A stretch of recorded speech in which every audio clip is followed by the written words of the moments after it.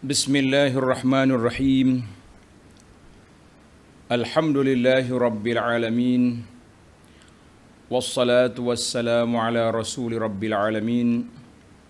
Nabiyyina wa habibina wa qudwatina Muhammad ibn Abdullah wa ala alihi wa sahbihi wa man sara ala nahjihi wa ihtada bihadihi wa istanna bisunnatihi ila yaumiddin. Amma ba'du. Muslimin dan muslimat yang dihormati dan disayangi sekalian, Assalamualaikum warahmatullahi wabarakatuh. Alhamdulillah, pada hari ini 28 Julai 2021 kita dapat meneruskan pengajian kita dalam kitab Fathul Mu'in. Kitab Fathul Mu'in di dalam fasal berkenaan dengan solat, sifatus solat. Sambungan pelajaran kita dalam Fathul Mu'in As-salis wa qiyamu qadirin fi fardin. Wa qiyamu qadirin fi fardin artinya rukun solat yang ketiga daripada rukun-rukun sembahyang ialah berdiri.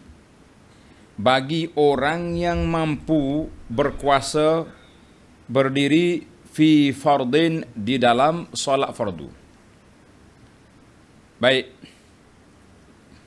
Tajuk kitanya, kita ambil satu rukun ya. Rukun yang ketiga dalam bab solat iaitulah qiyam.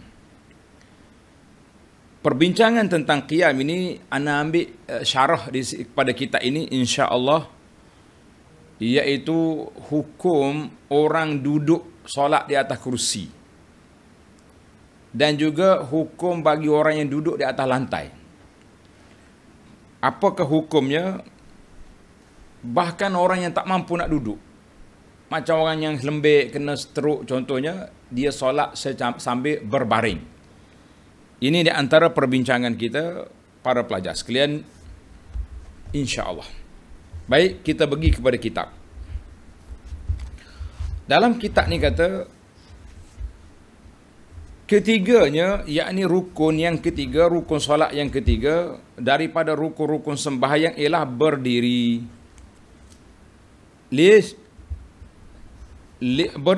Wa qiyamu qadirin. Bagi orang yang kuasa berdiri dengan sendirinya. Dia boleh berdiri dengan sendiri atau dengan pertolongan yang lain daripadanya. Maka dia kena bangunlah. Maka wajib berdiri ini fi fardin, di dalam solat fardu. Walaupun ianya solat yang dinazarkan atau sembahyang i'adah, sembahyang ulangan. Ini yang pentingnya dia dalam bentuk fardu, fardu solat. Maka wajib kita kena berdiri.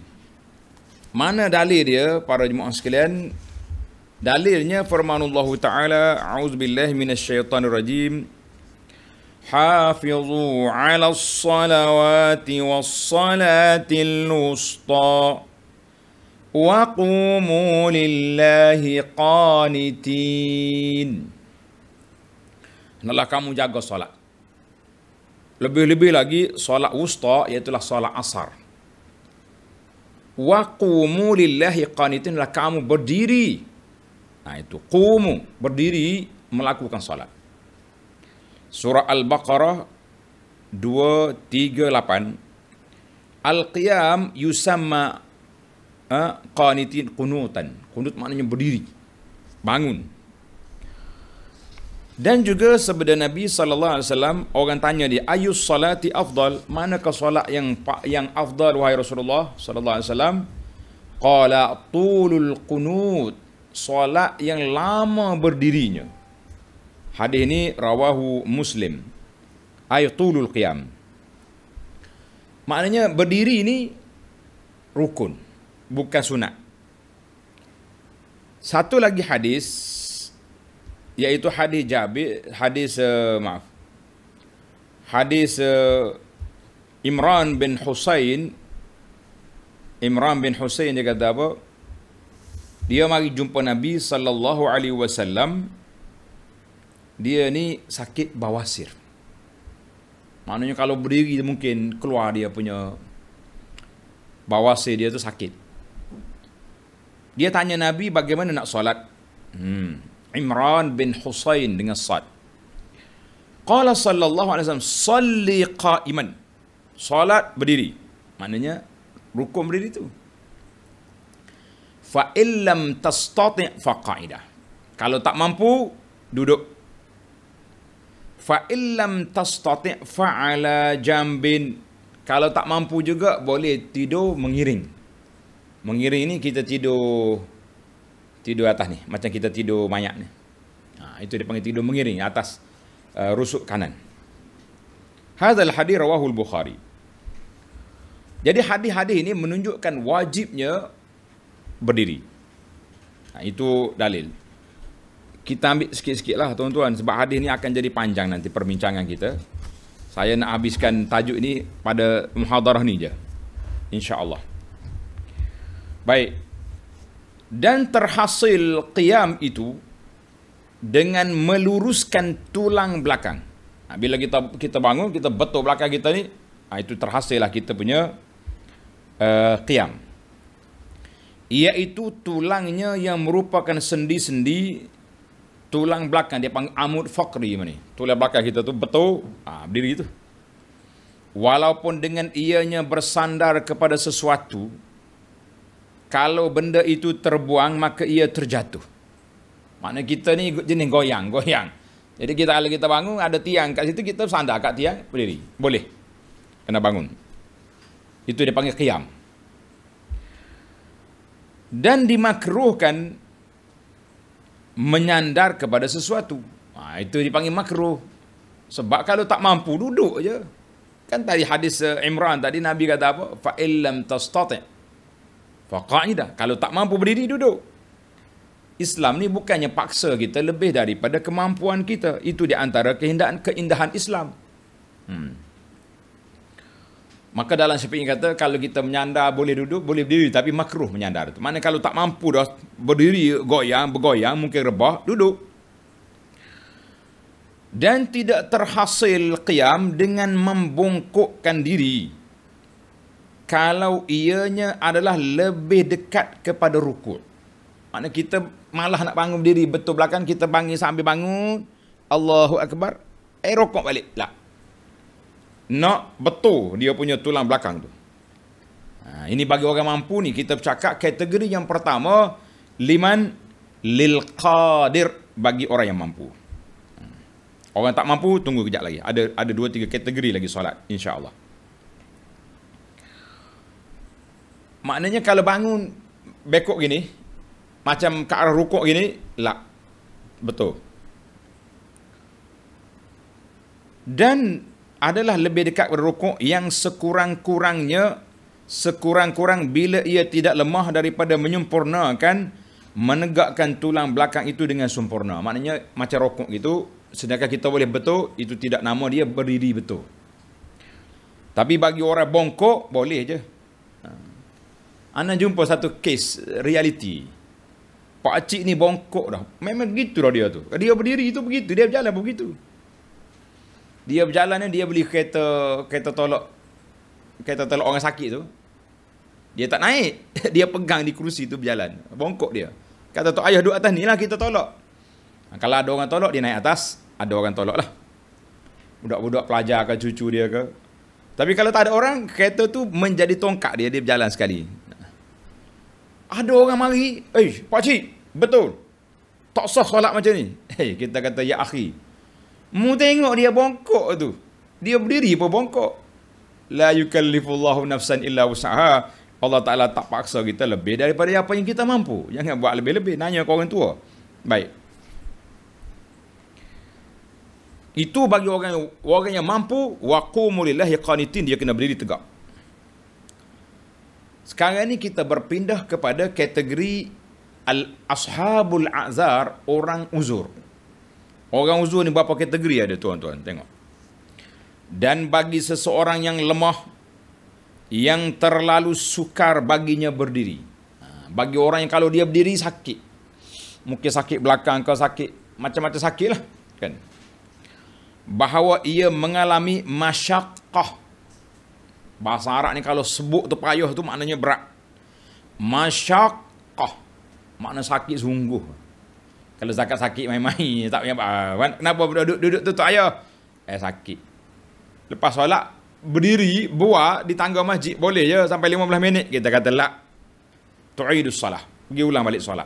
Apa punya masyaqqah macam ni? Masyaqqah ni kita tak larat dah. Kita bangun ni menyebabkan kita jadi sakit.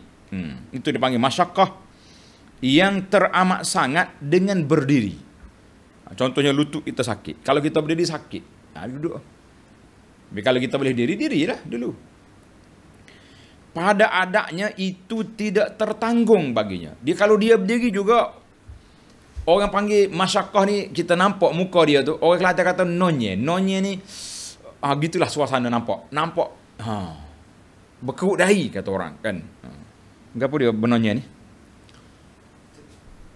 Yang penting masyaqqah lah. Dia bangun tu dalam keadaan yang susah.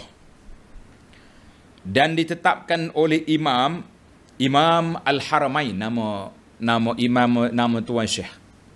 Imamul Haramain ini dia punya kitab besar, nama dia Nihayatul Matlab, 25 jilid cetakan baru ni. Dia kata bahawa khusyuk tidak ada kerana masyaqqah itu. Jadi kita punya skill nak tahu orang ni masyaqqah ke tidak, kalau dia berdiri, dia menahan sakit tu sehingga hilang khusyuk dia. Itu maknanya masyaqqah. Lebih, kena duduk lah. Maka bolehlah orang itu melakukan sembahyang dalam keadaan duduk. Ini syarat yang pertama, nak boleh duduk. Saya ingat nak tunggu nanti habis ujung bab baru nak bincang tentang kerusi. Tapi rasa kita masuk teruslah. Nanti jadi jauh pula di Arab. Bagi orang yang solat di atas kursi sekarang, solat fardu, berapa masyaqqah dia ada? Ataupun dia relax je, pacak kursi, Allahu Akbar, duduk. La tasih salatuhu bihazihi tariqah. Tidak sah solat dia macam tu. Ni, Imam Haramain kata kena hilang masyaqqah dia, hilang khusyuk, barulah dia boleh duduk atas kursi. Ataupun membawa kesakitan yang sakit lah. Ni saya tengok tak ada masalah apa pun. Kursi dia pikul dengan tak dia boleh pikul. Masuk masjid, duduk, buka kursi, duduk solat. Kita kata la tasih. Solat seperti itu tidak sah. Hati-hati tuan-tuan. Jangan bermudah-mudah dalam masalah ini. Jangan mudah-mudah. Baik, itu yang kategori yang pertama. Kategori yang pertama, orang yang mampu berdiri, dia duduk atas kursi ke, duduk atas lantai ke, tidak sah solatnya.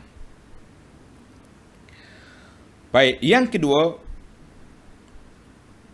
orang yang boleh duduk yang kedua, demikian juga hukum boleh melakukan solat sambil duduk itu bagi orang seperti orang yang menaiki perahu yang ditakuti pening kepalanya kalau ia berdiri.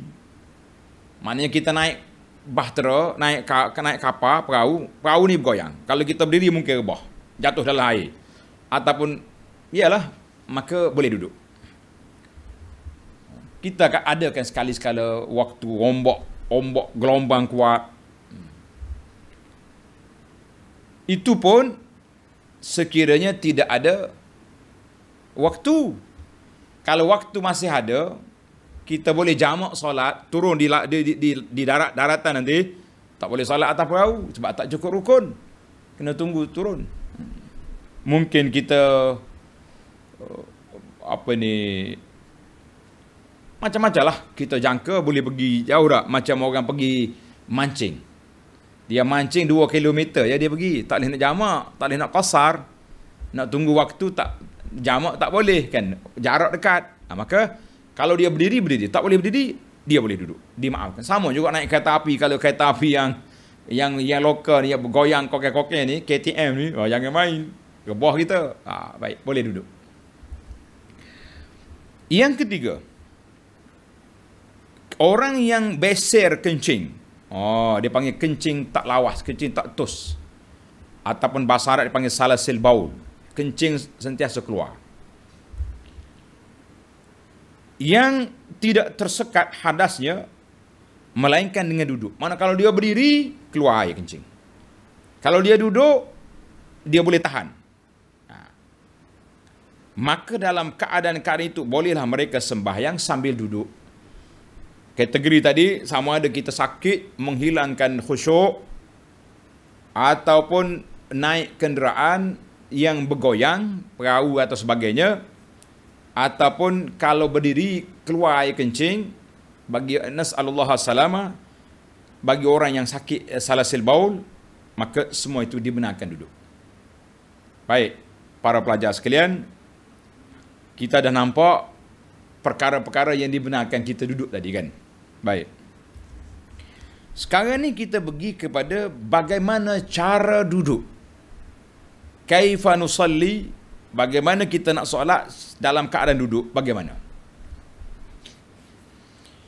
Dan orang yang sembahyang sambil duduk itu hendaklah membongkok sedikit bagi menunaikan rukuk. Dengan cara ia tunduk hingga dahinya adalah bersejajaran dengan apa yang ada di hadapan kepala lututnya. Contohnya saya sekarang ni duduk sela ni, duduk sela atau kita duduk tahayat. Kita cara duduk nanti ada 3 cara. Sama ada kita duduk tahayat awal, dia panggil duduk iftirash, atau duduk tahayat akhir, tawarruk, atau duduk bersela. Mana kalau kita duduk macam ni, bagaimana cara kita rukuk, kita tunduk, kepala kita tu sama dengan lutut. Itu dia panggil kaedah. Menarik ni perbincangan. Dengan cara ia tunduk sehingga dahinya adalah bersejajaran dengan apa yang di hadapan kepala lututnya. Yang mana kita tunduk tu sampai kepala kita sama dengan lutut kita tu. Itu waktu rukuk. Waktu sujud kita boleh sujud akibat kita ada duduk. Sujud atas lantai kalau mampu. Baik. Jelas kepada kita kategori orang yang dibenarkan duduk dan juga cara-cara rukuk bagi orang yang duduk di atas lantai. Bagi orang yang duduk atas kerusi macam mana? Nanti dulu. Far'un. Far'un ni mana cawangan, cabang hukum. Di bawah kategori ni apa hukum yang kita nak bincangkan.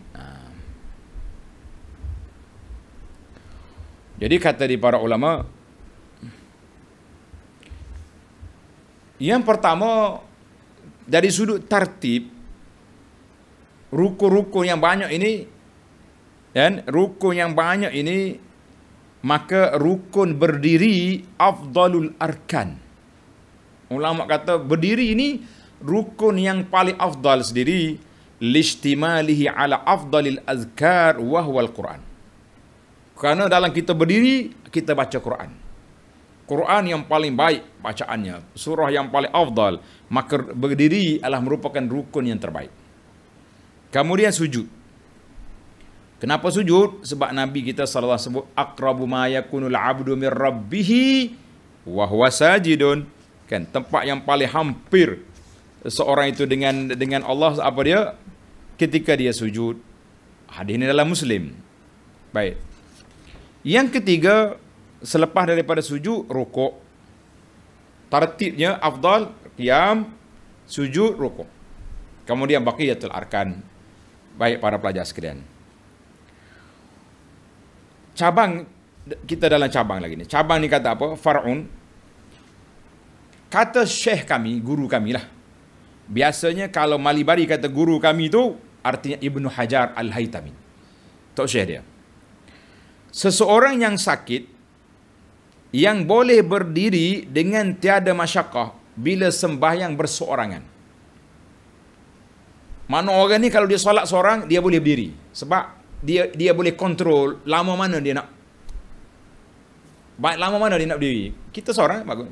Kita rasa sakit, kita cepat sikit. Alhamdulillahirabbil arrahmanir rahim maliki yaumiddin waladdallin amin. Allahu akbar. Tapi kalau tunggu imam, kena imam itu panjang, bergoyang kita. Dan tidak boleh berdiri bila solat berjamaah melainkan dengan ia duduk dalam sebahagian daripada sembahyang itu. Mungkin dia berdiri sekejap, Allahu Akbar.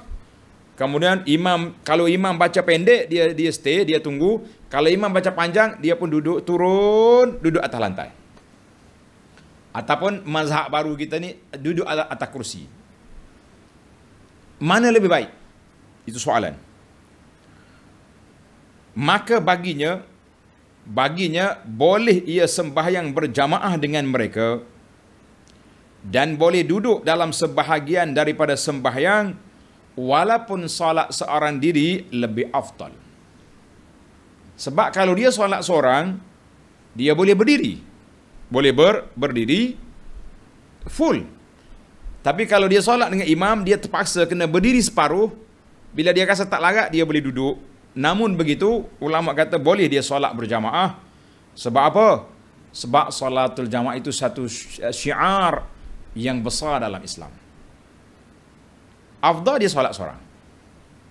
Jadi kita jamak lah. Jamak bila kita boleh pergi masjid, kita solat dengan imam. Tak larat pergi masjid, solat seorang. Baik. Itu yang pertama, dia punya cabang. Kan? Ataupun tambahlah yang kedua ke. Dan seterusnya.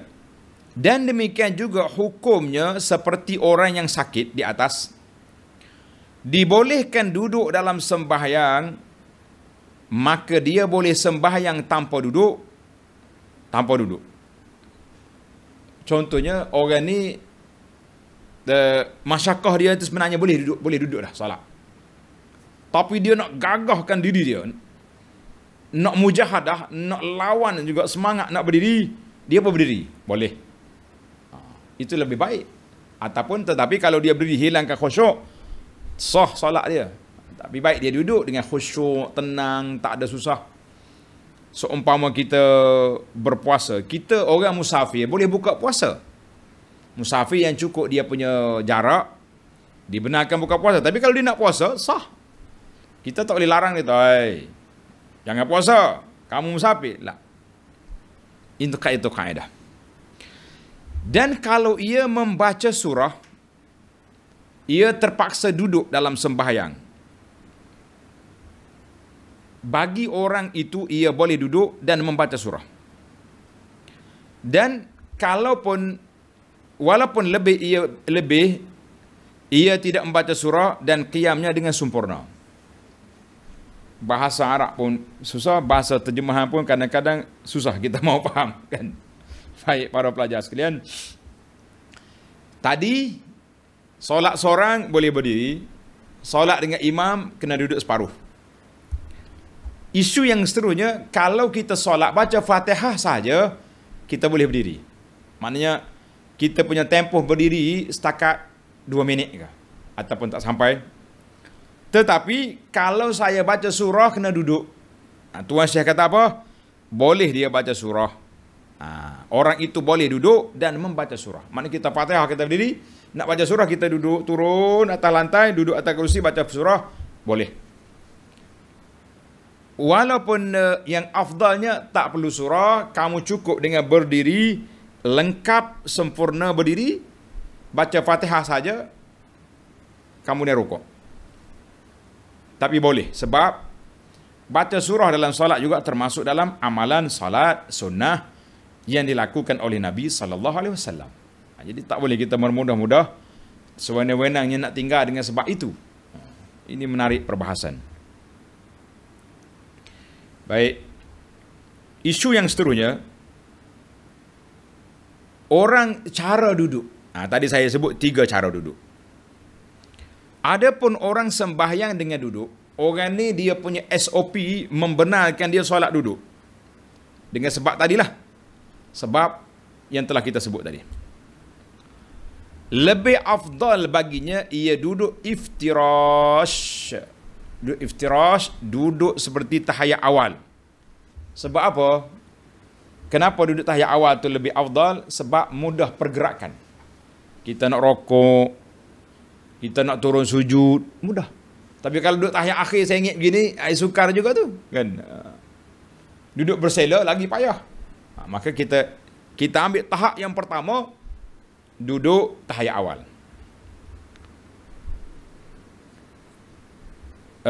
Kemudian duduk bersila. Tarabuk. Tarabuk, duduk bersila. Itu yang kedua. Kemudian duduk tawarruk, iaitulah duduk seperti tahiyat akhir. Tahiyat akhir ni payah sikit. Kalau bersila, senang juga kan kita nak tu. Baik, kita sudah tengok dari sudut cara duduk. Tariqatul julus.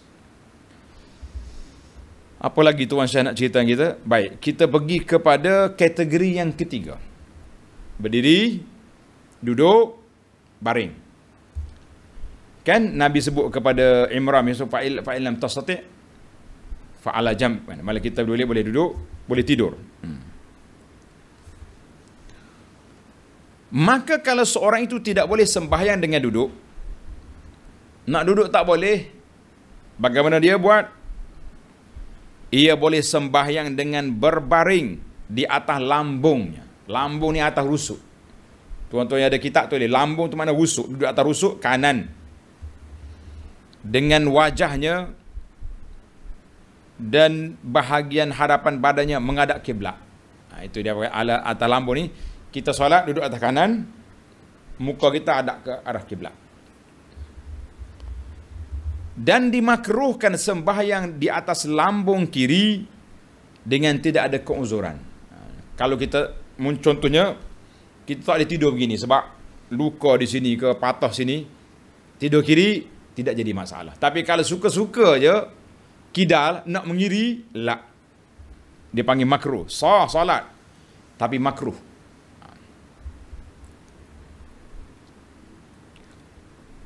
Kalau tidak berdaya, tak mampu nak tidur di atas lambung, di atas rusuk, maka ia boleh sembahyang dengan menelentang.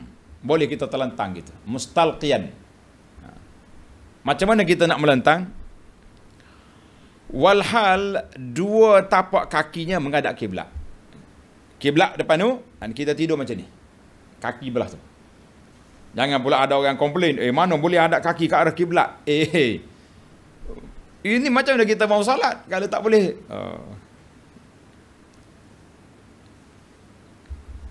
Dan wajib, ini bagi orang yang tidur telentang, menelentang, orang Kelantan kata tidur teletak, dan wajib diletakkan di bawah kepalanya itu benda seperti bantal supaya ia menghadap kiblat dengan wajahnya.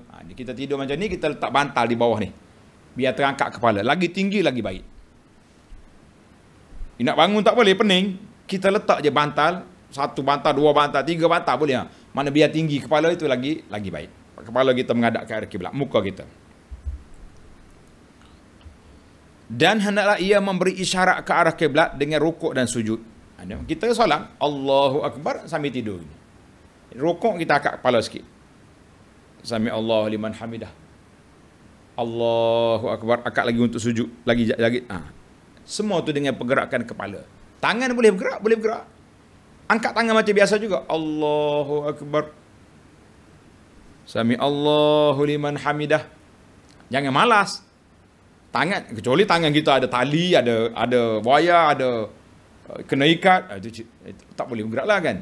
Maknanya kaedah kita dalam solat ni, mana yang kita boleh buat, yang rukun, yang sunat, tak boleh kita tinggalkan sewenang-wenangnya. Yang sunat kita jangan tinggal sebab kita boleh pahala sunatnya.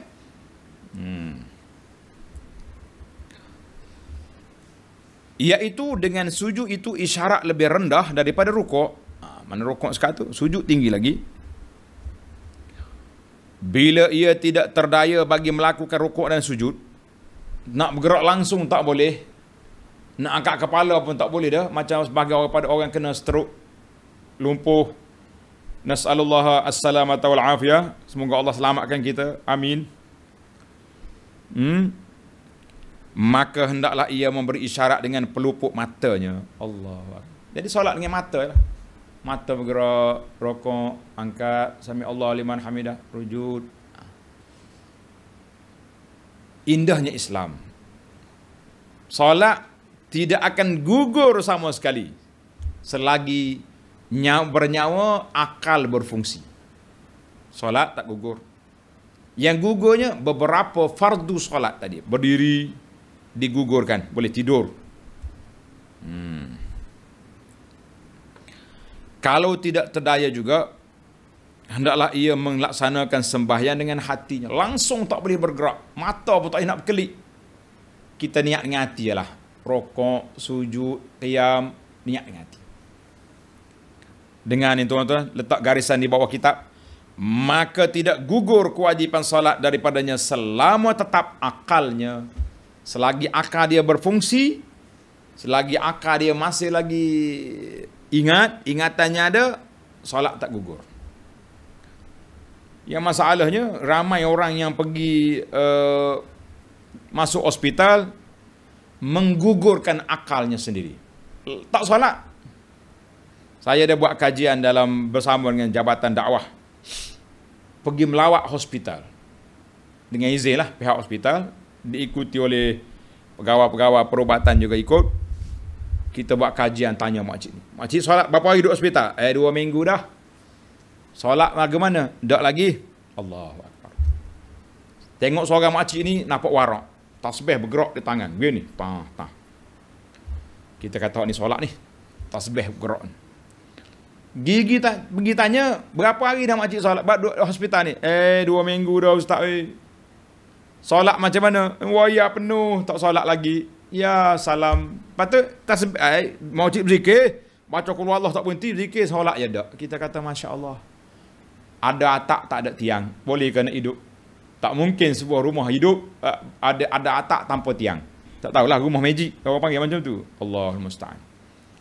Tuan-tuan dan puan-puan, realiti semasa hari ini. Saya kata realiti hari ini, ramai orang bila masuk hospital mengambil kesempatan tak solat. Ini bahaya sekali. Kita kena hati-hatilah. Anak-anak kena tolong ibu bapa. Pergi jaga dia. Jaga makan minum tu satu. Jaga solat dia nak bertemu dengan Allah lebih besar daripada jaga makan dengan minum dia. Jaga minum. Kalau kita tak pergi, permisi bagi makan. Bagi ubat. Tapi solat, siapa nak jaga? Kalau tidak anak-anak cucu-cucu yang tolong bantu. Allahul musta'an. Maka tidak gugur kewajipan solat selama tetap akalnya masih bergerak, berfungsi, tak gugur solat. Kalau akal dah tak berfungsi, pengsan, yang koma, itu lainlah. Ataupun nyanyuk. Baik. Mengapa dalam bab solat ni dia tartib? Tartib dia qiyam, kemudian niat, kemudian dia panggil tartib dia ni takbiratul ihram, niat, lepas tu qiyam. Kan kita dah belajar rukun yang pertama takbiratul ihram. Lepas tu niat, kemudian qiyam. Kenapa? Apa sebab? Ini rahsia. Dan hanya sanya. Tak juga terjemahan kitab lama. Dan hanya sanya. Para ulama menyebutkan qiyam terkemudian daripada rukun yang terdahulu, yakni takbiratul ihram dan niat. Padahal berdiri itu mendahului keduanya. Kita kena bangun dulu. Iza qumtum ila salat. Bila kamu bangun nak salat, kena bangun. Tadi kita sudah sebut berdiri itu rukun yang terafdal. Tapi kenapa dikemudiankan? Tanya. Kerana keduanya, yakni niat dengan takbir adalah dua rukun di dalam sembahyang fardu dan sembahyang sunat. Maya fardu ke sembahyang sunat, dua ni mesti ada tertib. Walhal berdiri adalah rukun dalam solat fardu sahaja. Dalam solat sunat kita boleh pilih nak berdiri ke nak duduk. Kerana itu disebutkan kemudian sedikit kerana lain martabatnya. Masya Allah. Ini ulama fiqh kita ni dia bahas, orang panggil, kita dengar pun rasa oh begitu seronok kan. Masya Allah. Kenapa tartib itu kemudian? Maaf, kenapa qiyam itu tartibnya kemudian? Sebab takbiratul ihram dengan rukun dengan niat wajib kepada semua jenis solat. Sama ada solat fardu atau solat sunat. Kemudian baru qiyam. Tapi berbeza dengan solat sunat, kita niat kena ada, takbir kena ada, tapi berdiri boleh kita duduk. Cuma pahala tu cerita lain. Pahala orang yang solat sunat duduk tanpa uzur boleh separuh. Baik, contoh di sini. Misalnya, seperti seorang yang melakukan sembahyang sunat, maka boleh bagi orang itu melakukan sembahyang sunat itu dalam keadaan duduk dan dalam berbaring, dalam keadaan naik kenderaan, walhal ia berkuasa berdiri atau duduk. Dan lazim bagi orang yang berbaring itu ia duduk bagi melakukan rukuk dan sujudnya, melainkan ia tidak terdaya, maka boleh melakukan isyarat saja. Ada pula yang mengatakan bahawa walaupun ia berdaya untuk duduk, boleh ia melakukan isyarat sembahyang dalam berbaring itu, mana darjat dia pahala lagi rendah lah, kan? Lagi dipanggil lebih rendah. Mana dalil dia? Para jemaah sekalian tengok dalil. Dalil yang Nabi kita sebut, salatu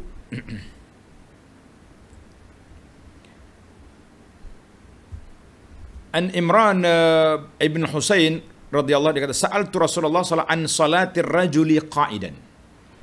Imran kata, aku pergi tanya Nabi tentang hukum solat sambil duduk. Solat sunat ni. Faqala, Nabi kita bersabda, in shalla qa'iman fahuwa afdal. Siapa dia solat sunat berdiri, itu afdal. Wa man shalla qa'idan, siapa dia solat sambil duduk, falahu nisfu ajril qa'im, dia boleh separuh daripada pahala orang berdiri. Wa man shalla na'iman falahu nisfu ajril qa'id, siapa dia solat duduk sedangkan dia boleh solat sambil tidur, sedangkan dia boleh duduk, maka dia boleh pahala separuh daripada duduk. Mana 1/4 lah boleh. Berdiri full, duduk setengah, baring setengah daripada setengah tadi, 1/4. Kata hadis ni sahih, diriwayat oleh Imam Bukhari. Kata di para ulama, hadis ini bila terjadi sedemikian, sekiranya dia duduk tanpa uzur. Tetapi kalau dia duduk sambil uzur, kita tak mampu, kita berdiri sakit lutut ke, sakit pinggang ke, sakit apa saja sakit, kita nak berdiri tak larat, maka kita solat sunat sambil duduk, insya-Allah ya'khuzul ajra kamilan, dia boleh pahala penuh. Allahu akbar. Baiklah para pelajar sekalian, inilah sebabnya kita kena jaga. Waktu kita sihat walafiat ni kita buat. Bila kita uzur, kita duduk, full pahala kita dapat. Alhamdulillah. Baik para pelajar sekalian, ada pun sembahyang dengan melentang. Kita pergi kepada kategori yang ke bawah tadi. Yang keempat ada cara solat orang sakit, melentang. Solat cara melentang, terlentang lah. Maka itu tidak sah kalau ia berdaya untuk berbaring. Didahulukan berbaring atas lambung kanan daripada berbaring atas lambung kiri. Jadi kita kena ambil tartib jugalah. Ambil tartib. Kanan, kalau tak mampu baru kita duduk atas tidur. Baik. Penutup kepada kitab ini, kata Tuan Syekh, Al-Imam Nawawi rahimahullah ta'ala sebut dalam kitab dia Al-Majmu'. Majmu' kata apa? Qiyam lama. Ini dia panggil tatimah lah, akhir bab dalam kitab kita. Mana baik, kita berdiri lama atau kita sujud lama? Mana afdal? Sujud lama atau berdiri lama? Dalam kitab Al-Majmu', Imam Nawawi kata qiyam lama dalam sembahyang lebih afdal daripada membanyakkan bilangan rakaat sembahyang itu. Dalam kitab Majmu'. Dalam kitab Raudatul Talibin, dia kata lama sujud dalam sembahyang lebih afdal daripada lama rukuk. Dia tak ada kontra itu sebenarnya tuan-tuan. Kita kena tengok kepada keadaan. Karena itulah masyhur daripada kata-kata Imam Syafi'i tentang solat tarawih. Dia kata, kalau kamu baca panjang, kurangkan rakaat. Kalau kamu rasa tak larat berdiri lama, banyak rakaat, banyakkan rukuk, kurang bacaan. Macam kita hari ni lah. Nak buat berapa rakaat tarawih? 8 rakaat. Bagus. Tapi kita punya skill 8 rakaat dengan orang buat 20 biar sama siap. Dia panjang, dia pendek, dia baca inna a'tainakal kautsar, dia baca alhaakumut takasur contohnya, maka dia 20 rakaat. Kita yang 8 rakaat ni janganlah alhaakumut takasur juga, jangan wal asri. Inna a'taina kita panjangkan sikit bacaan, satu muka lembaran Quran tu. Ya. Dia kita 8 dia 20 sama sudah, ataupun kita yang 8 lebih lama lagi. Itu kata di ulama, kita tengok mana lebih afdal, lama berdiri atau banyak rakaat. Mana afdal, panjang sujud atau panjang rukuk. Kata di para ulama, tengok keadaan lah, tengok keadaan. Ada orang yang nak berdiri tak lama tapi dia boleh rukuk lama, dia boleh sujud lama. Sujud. Allahu akbar. Baiklah, sebagai tamatlah dalam kitab kita ni. Tapi saya sudah janji tadi kita nak cerita, ada sebuah buku yang saya baca. Nama dia As-Salatu 'alal Karasi. Cantik buku ni, lengkap dia punya perbincangan. As-Salatu 'alal Karasi wa Masailuhal Mustajiddah. Dan beberapa masalah yang baru berlaku. Untuk maklumat para pelajar sekalian, solat atas kursi ni tidak disebut dalam kitab-kitab ulama zaman dulu. Tak ada. Dia ada dua ya, tengok kita baca tadi. Malibari ni kurung yang ke-10 Hijri, dia kata apa? Sama ada kita berdiri atau duduk atau tidur. Alal karasi la yuzkar, tidak disebut. Bila baru ya, baru tak baru sangatlah, mungkin 15 tahun kot kan, orang dah mula solat atas kursi ni. Sebab saya waktu saya di Madinah tu kursi dah banyak dah masuk masjid Nabi dah. Dulu-dulu tak ada orang duduk ya. Maksud saya, kita budak-budak duduk mengaji pondok ni, tak ada orang main kursi. Sampai hari ni pun tak ada lagi kursi, kecuali orang darurat baru kita benarkan. Maka pada jemaah sekalian, solat atas kursi ni dia punya skill, kaedah dianya kembali kepada apa yang kita belajar tadi, salli qa'iman. Kalau kita mampu berdiri, wajib kena berdiri. Wajib kena berdiri. Allahu akbar, berdiri. Wajah tu rasa orang panggil tak stabil, baru kita duduk atas kursi. Baik. Bila duduk atas kursi, waktu nak rokok, boleh tak boleh? Boleh tak berdiri rokok? Boleh. Kena bangun. Bangun, rokok. Kemudian nak sujud, tak boleh. Tak boleh. Sebab apa tak boleh? Contohnya dia ada slip disc kata orang ni. Sakit belakang ke, kaki dia, lutut dia baru bedah ke, baru tukar kepala lutut, yang tukar giabok ni. Pada ketika itu, barulah dia boleh duduk atas kursi, dia sujud dengan isyarat. Jangan bermudah-mudah. Ni ada setengah orang ni langsung tak ada apa. Duduk atas kursi, bawa kursi boleh, berdiri boleh. Tapi waktu nak solat duduk atas kursi, pakai duduk atas kursi, Allahu akbar, rokok atas kursi, sujud atas kursi juga, sedangkan dia mampu turun, tak sah solat dia. Contohnya orang ni kaki dia tak boleh nak lipat. Tapi dia boleh turun atas lantai kan? Boleh. Awak turun atas lantai, turun. Subhana rabbiyal a'la, subhana rabbiyal a'la, lepas tu naik semula atas kursi, boleh. Banyak ni sebenarnya. Ni as-salatu 'alal karasi kita masa sudah tidak ada. Tapi saya buat kesimpulan secara mudah-mudah, nasihat saya kepada tuan-tuan dan puan-puan. Saya sudah ada, anda baca sebuah kitab tulis di YouTube Abu Anas ni, tajuk dia Hukum Solat Atas Kursi. Detail kita sebut. InsyaAllah kalau saya ada masa nanti, kita baca pula kitab ni. Tak besar sangat, dalam 5 siri kuliah kot kan. Baca kitab ni As-Salatu 'alal Karasi. Yang pentingnya kaedah kita, tanda kaedah ni, selagi kita boleh berdiri, jangan duduk. Kalau kita boleh sujud atas lantai, tak boleh sujud atas kursi. Itu untuk solat fardu. Bagi solat sunat, anda bebas. Cuma berbeza dari sudut tingkatan pahala. Duduk tanpa uzur, separuh. Kan? Mana tak turun atas kursi, boleh setengah lagi. Tapi kalau uzur, full. Itu sajalah yang mampu. Kerana masa kita sangat terhad. Mudah-mudahan tuan-tuan dan puan-puan yang solat atas kursi, harap murajaah dengan ustaz. Tunjuk dia. Beberapa orang yang saya nasihat, dia solat atas kursi, bila kita suruh dia buat demo, tunjuk saya. Dia solat, ada yang boleh duduk pun atas lantai. Saya kata, kalau tuan solat juga macam ni, seumur hidup solat awak tidak sah, kerana awak meninggalkan rukun. Sujud tu rukun. Duduk antara dua sujud rukun. tiba-tiba kita tinggal dengan sengaja, bagaimana kaifa as-salat tasihhus salah.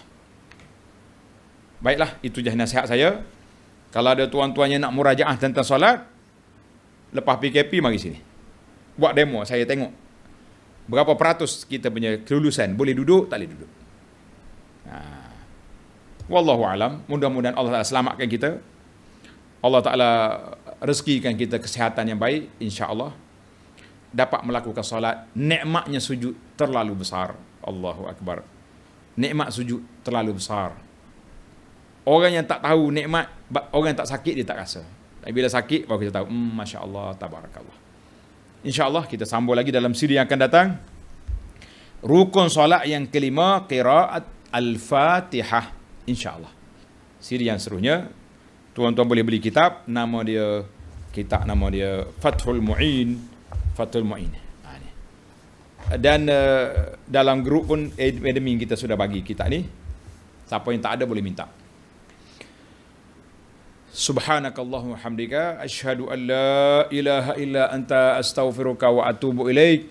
Wa sallallahu ala nabiyyina Muhammad wa ala alihi wa sahbihi ajma'in walhamdulillahi rabbil alamin. Wassalamu alaikum warahmatullahi wabarakatuh.